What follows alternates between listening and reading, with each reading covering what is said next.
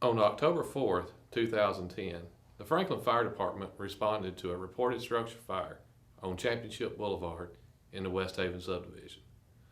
The initial scene size-up did not reveal anything significant, but the conditions that evening changed very rapidly, which resulted in the injury of 4 Franklin firefighters. This event forever changed our department.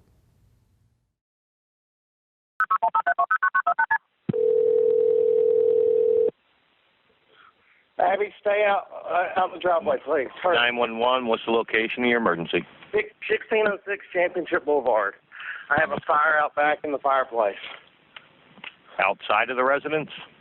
Yeah, it's under a covered porch. Okay, get everybody out of the house, okay? I have. All right. Bye.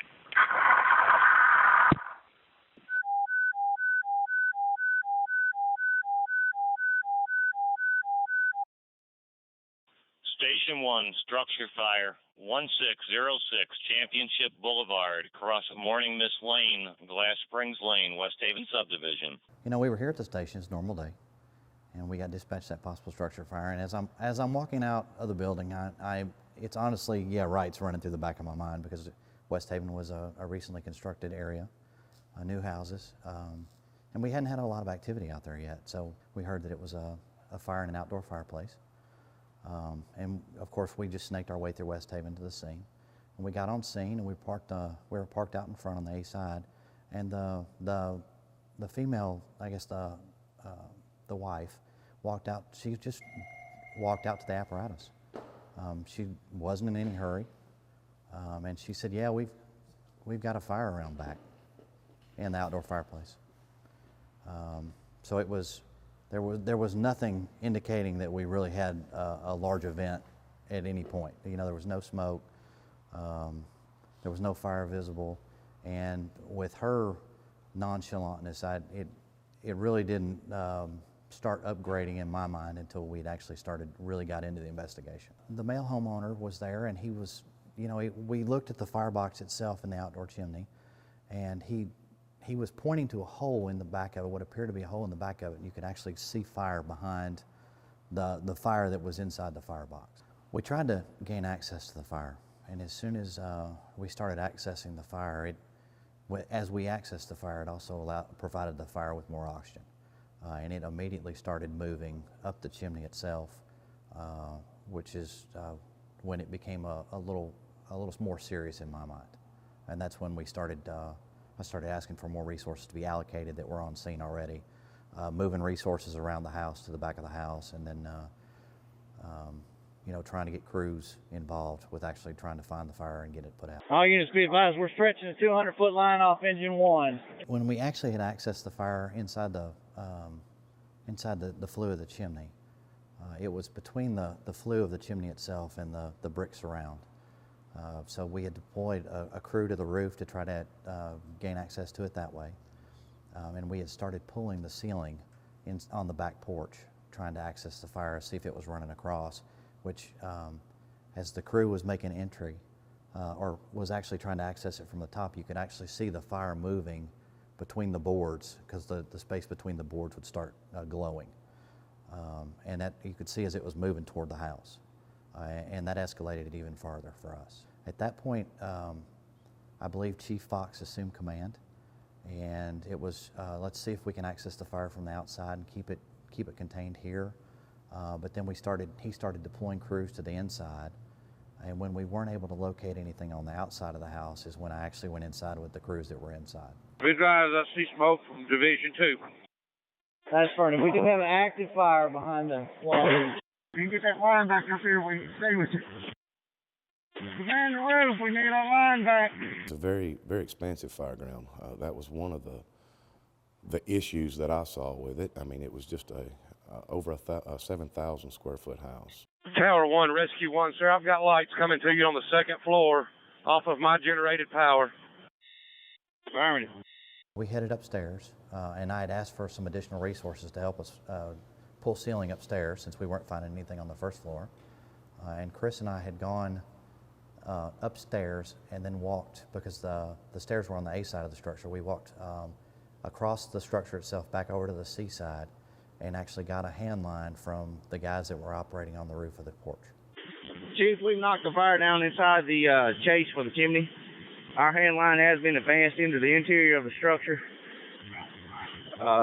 They do have fire attack inside on Division 2 at this time, and they are making access to the fire that you're seeing. In the attic, gentlemen, Division 2, in the attic, need some ceilings pulled and get some water up there. Be advised, I'm cutting utilities at this time. Command, Rescue 1, be advised, they are working on your water supply. You do not have an active water supply just yet. There was a pretty good incline going up the alley, so we had to go up. It seemed like an entire block. We had to go up an entire block and then over probably at least another block. And me and Boggs were dragging that 4-inch, and there may have been one or two others back there helping. I can't remember, but I know we were pretty spent, but we knew we weren't stopping until we got to that hydrant. And there were several bystanders. I think there were even some adults, but there were some kids standing there at the corner kind of watching the whole scene. And I looked at them and I said, grab some of the hose. And they kind of looked at me and they're like, what? I was like, grab the hose. We're going to that hydrant down there. Pick some of it up and start dragging. I knew we were getting the hose to that hydrant to get them a supply no matter what. Engine 1, water's on the way. We extended that hand line down a hallway toward the attic space, and we had gotten into this space, and visibility was still really good at this point. We didn't have any trouble walking. Well, we crawled down this small hallway because it got really tight, and there was a plywood door on hinges. It wasn't really a door, it was just a piece of plywood with hinges. And I told Kris that it was most likely going to get really hot when we opened up that door. And we opened up that door, and all you could see, it was just dark. Couldn't see anything, no fire, no smoke, no anything. And as soon as he opened up the nozzle, spraying up into that attic space, it's when that was our first indication we had a really good fire inside that attic space, because I believe that's where we first got burned, because it was steam burns, and that nozzle probably wasn't open for more than 5 seconds, and it really, it generally pushed us back down the hallway. We were getting out, and I remember reaching up and making sure my Nomex was there, because it was a lot hotter than I expected it to be. We didn't see the fire. All we got was the steam off the conversion. So we didn't even hit the seat of the fire. If you can send us a couple additional personnel up, we can probably pull the wall in the adjacent room and see if we can access it that way. Well, we exited that small area, and we wrapped around and we went back down to the main hallway we'd already walked through. And we tried to access, I was thinking of trying to access the back side of the attic space that we just sprayed into. And as we were getting ready to round the corner at the very top of the steps, I remember hearing somebody coming up, which eventually was Wylie. And I honestly don't recall if we did a face-to-face in the hallway because you could still see or what, but Kris and I entered a small, we came off one hallway and into a smaller hallway that accessed a larger room. And at that point, I remember Wylie saying that he was going to wait at the door, which I was fine with, because, a small bedroom, a lot of times we don't need a whole lot of people. The room we were in wasn't exactly a small bedroom. It was probably 20 by maybe 25, so it was a larger room. But it wasn't a big concern for me, because at this point, we were still standing up. I do remember you could start to see smoke now. I made my way over to the left because I was hearing something, and us chasing a fire, I thought that I heard fire in the wall. As I got over to the window on the far side of that room, I remember Wylie saying, "I can hear the fire." And I was screaming back at him, where is it, Wylie, where is it? Because at that point, the visibility dropped to almost nothing. And I had walked 3/4 of the way around that room, but I hadn't made the full circle of the room. And he was screaming behind us, "I found the fire, it's in the wall."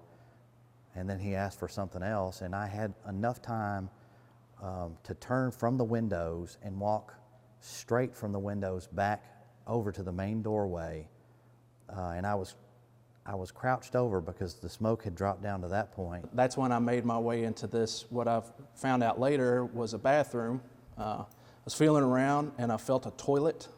I knew that I was in a bathroom, and that's when it all fell apart, really. We put our mask on and got ready, grabbed a tool. We Started up through the back door, the way the other companies had entered the structure. We had been extinguishing the fire in the chimney chase from the exterior on the roof above the patio. Firefighter Kroger and I had come down and were going to retrieve more tools to come back up and cut a vent hole in a kick wall that goes over to the main structure. We were not very far inside. I can remember as we walked from the back porch into the house looking around, and my thought was, man, this house is immaculate. It was 70 degrees in the living room, the lights were on, supper was on the table. I mean, it looked like we were, I didn't want to take my fire boots into this house. It was just immaculate. And 5, 6, 8, 10, I don't know how far in we were, not very many steps into this. The event, the explosion happened. I heard it, of course. We heard like it was more or less a whoosh kind of sound, and immediately turned around to see what it was, and we could see that windows had come out of the house, were broken out, and there was a heavy amount of smoke and fire coming out of some of the windows. The pressure wave you could watch come through the foyer. It came down the front staircase where they were operating, but you could watch the air move.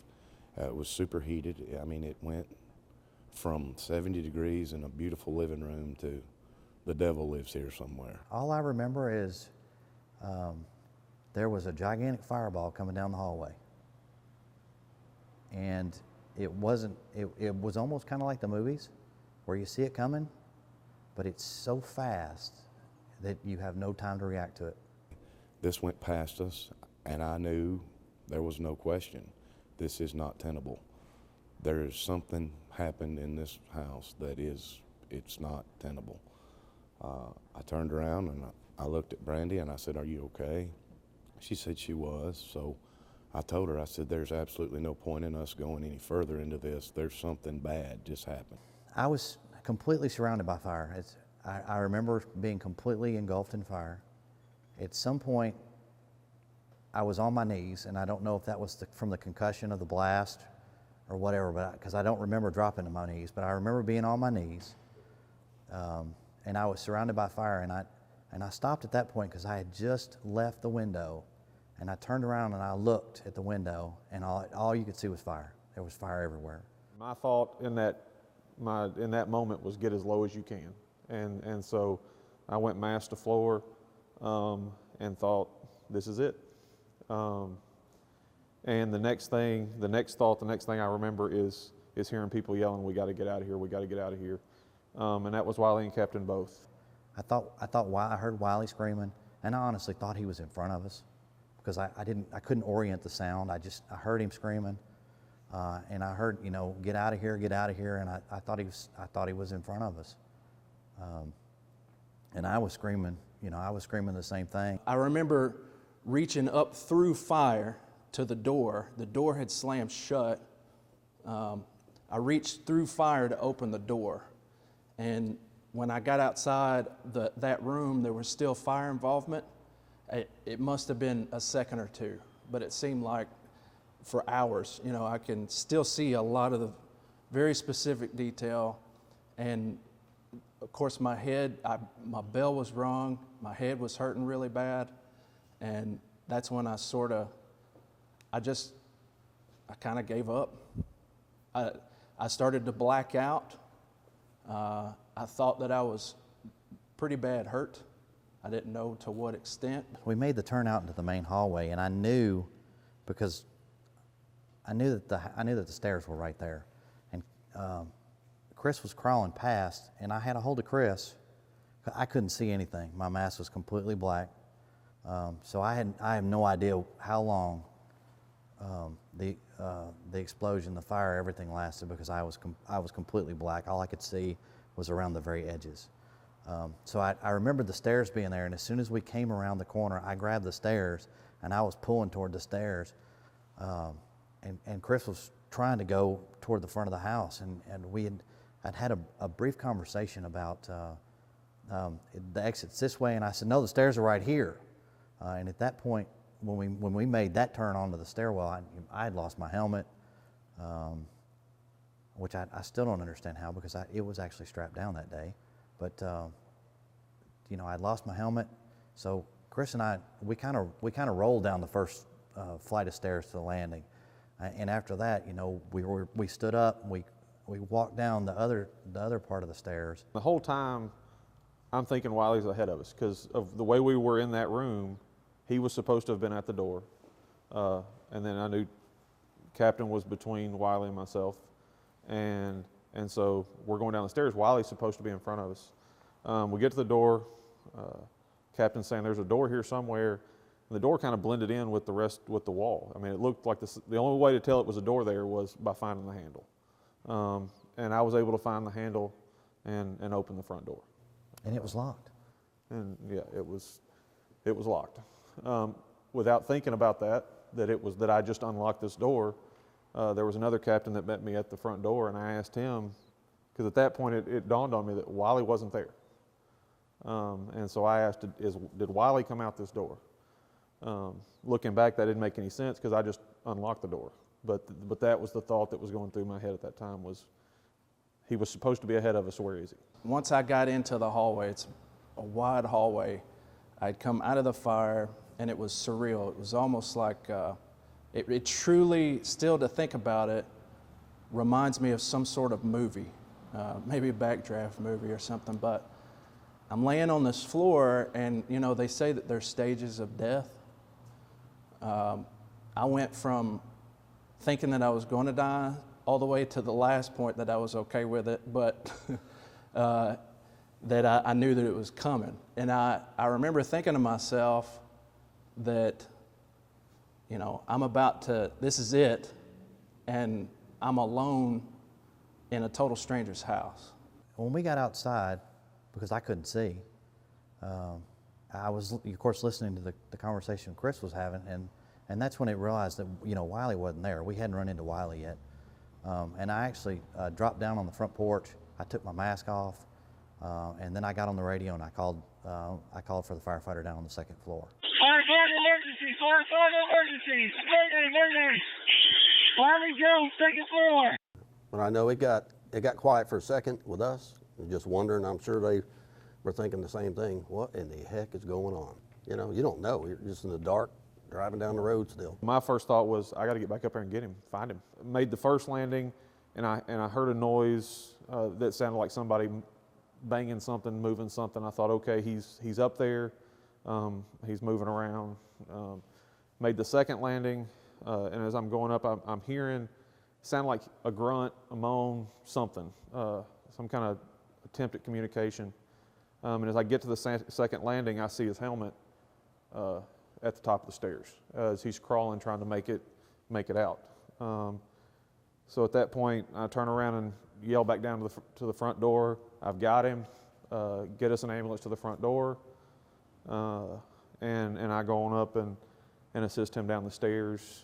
I don't know who else come into the stairwell and meet us about halfway down, and we carry him out the rest of the way. He was already out by the time we got there. The ambulance crew had him by the time we got there.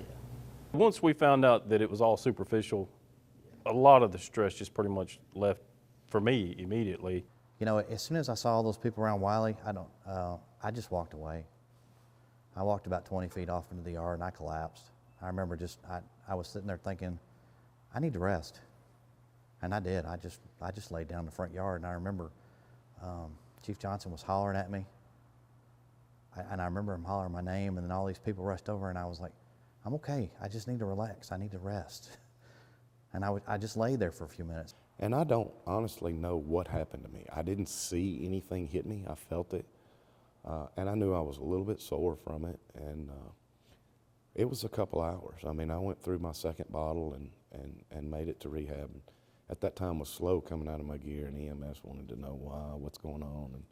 And I told them, I said, my shoulder's sore. But, as Captain Chaffin alluded to, the biggest thing I wanted to do, I wanted a bottle of water, and I wanted to just sit down a minute, take my blood pressure and go through the normal rehab and, let me shake this off and we'll go back at it. Chief Culberson decided that as a precautionary, they were going They were going to load and transport me for observation, I guess what it was, which they did.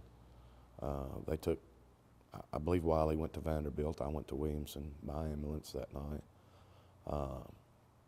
Chief Horton met me there at the hospital, and I know he'd already been to see Wylie. That was, you know, one of the questions that I discussed with him initially was, you know, how's Wylie, and, you know, how's everybody else? And he assured me, he said, you know, I left Wylie and he was cutting up and asking for Jell-O or whatever. And so, you know, knowing Wylie as I do, that's a sign that he's all right. I know that for a couple of years afterwards, it literally, some part of that night, I would think about every day. I was ready to die in that house. I'd already faced it. I was going to die in that house. And the fact that I was able to come out of that house made me rethink a lot of things, I guess. Well, the peer support for me that I saw from the group here was just all of us working together and talking and being able to talk through the event. We talked through the event for, I don't know, probably a couple months. It was talked about just about every shift. And we walked through the things that went right, the things that went wrong, the things that we learned from it, the things that we need to do better for next time. And so more or less we trained on it and we learned from it and we moved forward. And as far as the emotional side of it, you just kind of just was there to listen. And you listened to what the guys had to say, and you added your little input in there every once in a while of your personal side of it, or how you feel about it, or what you think about it. And as a group, you just grow and you just keep moving forward. People are affected differently. There's something very minor in your mind that happens to someone that to them it's a huge deal. It's a really big deal. So they may not talk about it. You may dismiss it really quick. A key component of that, of course, is, you know, if someone is struggling, if someone is having a tough time, hey, let's just talk. Let's talk about it. The more that you make it real in reality and reality with everybody else, and not just in your mind keeping a secret, it goes a long way. It goes a long way. We talked about it. We talked about it every shift. I mean, I would have felt sorry for somebody that had just gotten transferred in here, like the shift after it happened, because we talked about it all the time. I mean, we had one of the guys that came back from vacation, I don't know how he survived, because we talked about it. Family members definitely can be affected, probably a lot more than what we would. So it's important to get yourself together for them too. As far as my wife is concerned, as soon as she heard my voice, she knew everything was okay. But more so, we didn't really tell the kids, talked to the kids afterward, had people calling, people came by the house. So eventually they found out. My mom, when she heard the audio, she just broke down. My dad did too. And they were asking me to get out of operations and do something on the administrative side. When I finally had an opportunity to catch my breath, I walked back to the engine and I picked up my phone and I called my wife and I told her, we're on the scene of a fire. No matter what you hear, I'm okay. No matter what they say on television, I'm okay. And she accepted that, and we got off the phone, and I told her I loved her, and that was it. We never really talked about it. It took. I was okay talking here with everybody that went through it with me, because they have an understanding. I didn't really want her to worry. My helmet was taken out of service because of the damage that was done to it, and I took it home, and she had a little better understanding of what I had experienced, because she had, of course, she's familiar with fire. She had seen fire before. But even after talking with her and trying to give her an idea what it was, they opened Firehouse Subs here in Franklin, and my gear was hanging over there, and I told her that my gear was over there, and I'd never shown her pictures of my gear, and when she got over there, she asked the manager if my son could put it on so they could take a picture, and she was actually looking at my gear, and she called me crying because she didn't realize. And that was, 2 years later, 2.5 years later, when some of that had already faded. I've had some positives come from it, of course. A huge positive was the bonding that, the companies in the station with that shift and all those that were involved with that fire definitely brought us all together. Captain Chaffin and Kris Bull, you know, you have a greater respect for the job itself. Not to mention the guys that were with you. But, you know, another positive that came from it too was just a greater appreciation for what we do. At a moment's notice, it could go from okay to completely terrible, you know. And even when you're doing your job right, you know, you go textbook and, you know, you think you've got everything under control, and then it humbles you. It humbles you pretty quick. Every day, thousands of firefighters go to work, and in the interest of public safety, they serve the citizens of their communities.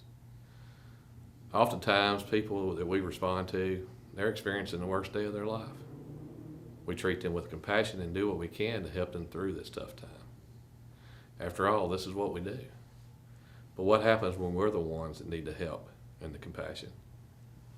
Recent studies have shown that between 7 and 37% of the firefighters meet the criteria for the diagnosis of post-traumatic stress disorder. The things that we witness daily while on shift can affect us greatly over the course of our career. We at the Franklin Fire Department want you to know that you do not have to suffer in silence. If you feel like you need to speak with someone or get something off your mind, we encourage you to do so. Many of us already do this through station banner and jokes, but this may not be enough. There are resources available if you need them. Never be afraid to ask for help. It doesn't mean that you're weak. It's just part of ensuring that you're healthy to do this job and to live life beyond the fire service.